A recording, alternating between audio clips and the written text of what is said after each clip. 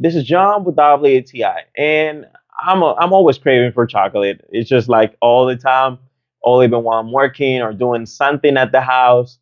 I always try to get my treat of chocolate. And this month, I was trying to do something different. I really like white chocolate, and this Toblerone chocolate, Swiss chocolate, it actually is a great option because it tastes just awesome.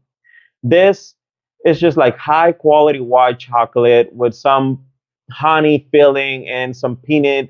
It just gives you the whole experience that you're tasting like high quality chocolate.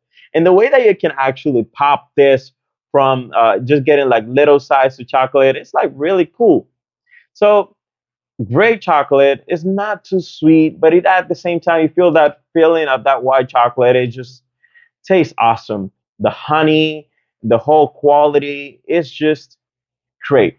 So if you're really trying to expand yourself or trying different chocolate, and if you're just trying to look for a nice quality of white chocolate, this is actually really good. So this was John with WTI, and that was my point of view.